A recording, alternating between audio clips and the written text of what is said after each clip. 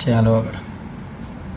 જો પૃથ્વીને સુવાહક ગોળા તરીકે કલ્પવામાં આવે તો તેની વિદ્યુતભાર સંગ્રહ કરવાની ક્ષમતા આશરે ખાલી જગ્યા હોઈ શકે. પૃથ્વીને સુવાહક ગોળા તરીકે વાત કરી છે તો કેપેસિટન્સનું સૂત્ર છે વિદ્યુતભાર સંગ્રહ કરવાની ક્ષમતા એટલે પૃથ્વીનું કેપેસિટન્સ, પૃથ્વીની કેપેસિટીનું મૂલ્ય કેપેસિટન્સ. તો સી બરાબર ક્યુ બાય વી આપણી પાસે સૂત્ર છે. ક્યુ એઝ ઇટ ઇઝ પૃથ્વીની ત્રિજ્યા આર અને એના પરનો વિદ્યુતભાર ક્યુ ધાર લઈએ તો ક્યુ વી એટલે એનું સ્થિતિમાન, સ્થિતિમાનનું સૂત્ર છે 1/4πε0 ક્યુ બાય આર.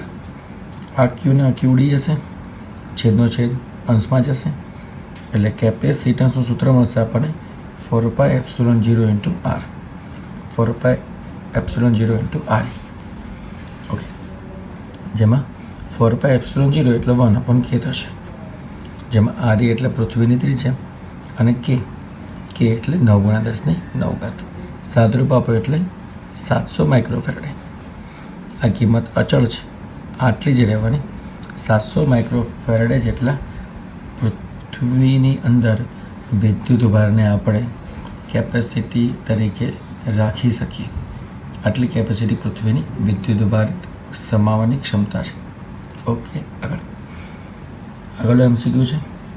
સમાંતર પ્લેટ કેપેસિટરની બે પ્લેટ વચ્ચે ટી બરાબર D/2 જાડાઈનો એક ડાઇલેક્ટ્રિક સ્લેબ મૂકતા તેનું કેપેસિટન્સ મૂળ કેપેસિટન્સ કરતાં 4/3 ગણું થાય છે.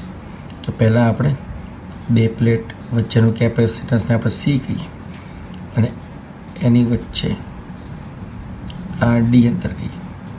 રેડી? હવે બે પ્લેટ વચ્ચે કોઈ D/2 જાડાઈનો ડાઇલેક્ટ્રિક સ્લેબ મૂકવાનો છે. તો એક ડાઇલેક્ટ્રિક સ્લેબ મૂક્યો D/2 જાડાઈનો. ઓકે,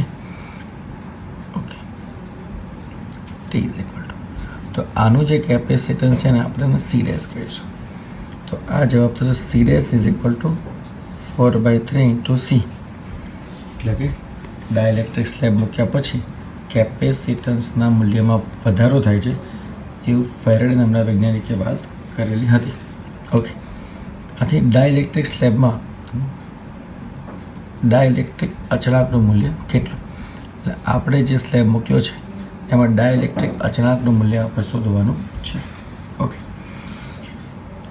તો આના માટે જ્યારે બે કેપેસિટરની પ્લેટ વચ્ચે હવા છે તો એના માટે સૂત્ર છે E0A/d કેપેસિટન્સનું સૂત્ર. પરંતુ જ્યારે ડાઇલેક્ટ્રિક સ્લેબ મૂકીએ છીએ ત્યારે એ કેપેસિટન્સનું મૂલ્ય આપણને E0A/d - T+T/k મળે છે, જે તમે ચેપ્ટરમાં સૂત્રમાં ભણી ગયા હશો. આગળ હવે આપણે જ્યાં ટી છે ત્યાં તમારે D/2 મૂકવાનો છે. જ્યાં ટી છે ત્યાં શું મૂકવો છે આપણે? D/2. ઓકે, તો અહીંયા D/2 મૂકવો છે અને અહીંયા D/2. તો આપણે અહીંયા D/2 મૂકી દીધો અને અહીંયા D/2 મૂકી દીધો. ઓકે, સાદરૂપ આપો છો તો સાદરૂપ આપીને આપણે માની લો કે આ પદ સુધી પહોંચી ગયા છે. માની લો કે લસા કરીને આ પદ સુધી પહોંચી ગયા. ઓકે, જેમાં E0A/d એટલે મેં તમને કીધું જ્યારે પ્લેટની વચ્ચે હવા જે છે કોઈ ડાઇલેક્ટ્રિક સ્લેબ નથી મૂક્યો ત્યારનું કેપેસિટન્સ, એટલે આપણે સી તરીકે લખીશું. E0A/d એટલે સી તરીકે. ઓકે, તો આ સી ડેશ બરાબર તમને ટોટલ જવાબ મળશે 2CK/k+1. ઓકે, પણ સી ડેશ બરાબર આપણને રકમમાં આપેલું છે 4/3 ઇન્ટુ સી. તો આપણે આ સી ડેશ બરાબર 4/3 ઇન્ટુ સી મૂકી દઈશું. સી જતા રહેશે, સાદરૂપ આપીશું એટલે કે બરાબર આપણને 2 મળે છે. કે બરાબર આપણને શું મળે છે? 2. ઓકે, આગળ હવે એક વેરિયેબલ એટલે કે ચલ કેપેસિટરને 100 વોલ્ટની બેટરી સાથે જોડેલ છે. હવે તેનું કેપેસિટન્સ 2 માઇક્રોફેરેડેથી વધારીને 10 માઇક્રોફેરેડે કરવામાં આવે તો તેની ઉર્જામાં થતો ફેરફાર કેટલો? આપણી પાસે સૂત્ર છે કેપેસિટરની ઉર્જામાં થતો ફેરફાર અથવા કેપેસિટરની ઉર્જા U = 1/2 CV². ઓકે, તો બે કેપેસિટન્સની વાત કરી છે. વોલ્ટેજ 100 વોલ્ટની બેટરી સાથે ચલિત કેપેસિટર મૂકેલો છે. તો U2 માઇનસ U1 ફેરફાર કીધો છે. તો delta you is equal to U2 minus U1. તો U2 માઇનસ U1 તરીકે લઈએ, U2 માઇનસ U1 તરીકે લઈએ તો 1/2C2V² માઇનસ 1/2C1V², જ્યાં V તમારો ફિક્સ છે, કેપેસિટન્સ વેરિયેબલ છે. તો C2 અને C1ની કિંમત 2 માઇક્રોફેરેડે અને 10 માઇક્રોફેરેડે તમારે મૂકવાની છે. તો અહીંયા અહીંયા 10 માઇક્રોફેરેડે, અહીંયા 2 માઇક્રોફેરેડે. Vની કિંમત તમારે 100 મૂકવાની છે. સાદરૂપ આપવાનું છે 4 × 10⁻². સાદરૂપમાં 4 × 10⁻² પરથી મળશે. ચાલો આગળ.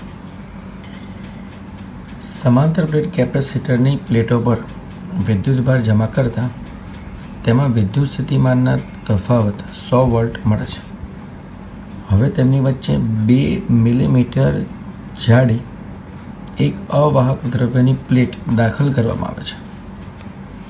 હવે અગાઉ જેટલો જ વિદ્યુત સ્થિતિમાનનો તફાવત રાખવા માટે તે બે પ્લેટો વચ્ચેનું અંતર 1.6 મિલીમીટર વધારવામાં આવે તો દાખલ કરેલ પ્લેટનો ડાયઇલેક્ટ્રિક અચળાંક કેટલો હશે?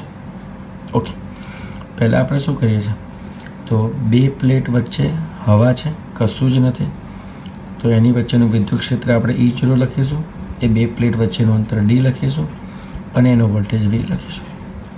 ઓકે, હવે તો એના વોલ્ટેજની કિંમત થશે તમારી V is equal to ED પરથી E0 × D. પછી આપણે શું કરવું છે, 2 mm જાડી એક અવાહક પ્લેટ, તો 2 mm જાડી એક K ડાઇલેક્ટ્રિક અચળાંકવાળી અવાહક પ્લેટ મૂકી રહ્યા છે. રેડી? ઓકે, હવે એ બે પ્લેટો વચ્ચેનું અંતર ટોટલ D આપણે કીધેલું છે. રેડી? બે પ્લેટ વચ્ચેનું અંતર D છે અને પછી 1.6 mm વધારવી છે, એટલે આટલો ભાગ આપણે વધારેલો ભાગ છે. ઓકે, હવે બે પ્લેટ વચ્ચે આપણે શું મૂક્યું, 2 mm જાડી એક અવાહક પ્લેટ, તો એની વચ્ચે 2 mm જાડી એક અવાહક પ્લેટ મૂકી. ઓકે, તો બાકીનો ભાગ જે વધ્યો, બે પ્લેટ જે પહેલાં હતી એમાં જે બાકીનો ભાગ વધ્યો એ શું થશે, ટોટલ Dમાંથી 2 બાદ કરો એટલે D - 2 mm. હવે એની પછી થોડો ભાગ આપણે વધાર્યો છે, એટલે આના પછી થોડો ભાગ આપણે વધારેલો છે, એ કેટલો છે 1.6 mm, તો આ છે 1.6 mm. ઓકે, ચાલો આગળ.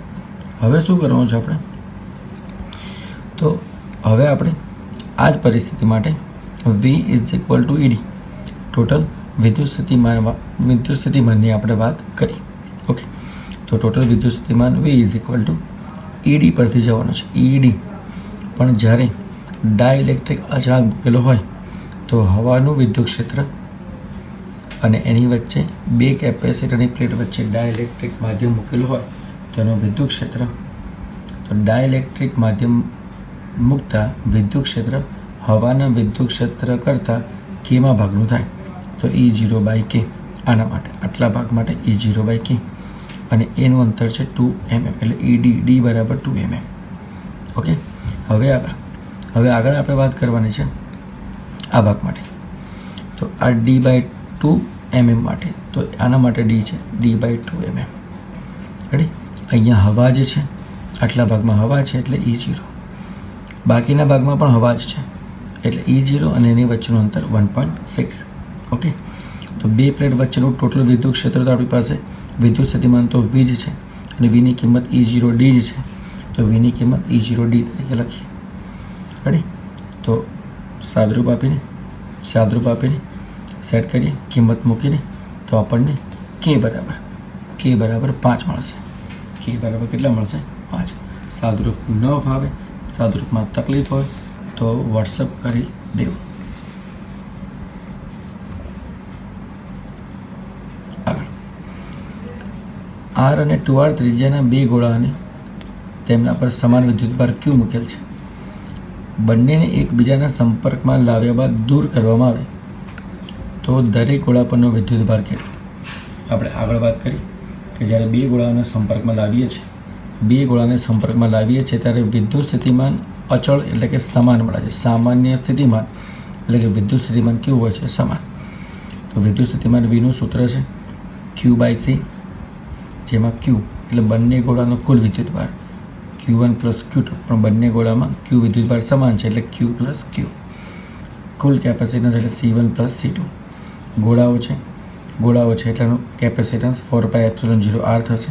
તો પ્રથમ ગોળા માટે 4πε0R, જેમાં R બરાબર પ્રથમ ગોળાની ત્રિજ્યા, બીજા ગોળા માટે કેપેસિટન્સ 4πε0R, જ્યાં R બરાબર 2R બીજા ગોળા માટે. રેડી? આનું સાદરૂપ આપો તો જવાબ આપણને મળે છે 2/3 Q/4πε0 × R. ઓકે, હવે આપણે કરવું શું છે? દરેક ગોળા પરનો વિદ્યુતભાર મેળવો છે. તો Q1 = C1 × V. V તો તમારા અચળ જ રહેશે, કેમ કે આપણે બંને ગોળાને સંપર્કમાં લાવ્યા છે એટલે વિદ્યુત સ્થિતિમાન તમારું અચળ રહેશે. એટલે ખાલી C1 બદલાશે. C1 એટલે પ્રથમ ગોળા માટે કેપેસિટન્સ 4πε0R. V તો V આ ઉઠાઈને મૂકી દેવાનો અહીંયા. Q1 ની કિંમત કેટલી આવશે? તો Q1 ની કિંમત આપણને મળશે 2/3 × Q. 2/3 × Q. હવે Q2 મેળવવો હોય તો એને Qમાંથી બાદ કરી નાખો. Q2 મેળવવો હોય તો Qમાંથી બાદ કરો. તો Q - 2Q/3, તો સાદરૂપ મળશે Q2. Q2 = Q/3.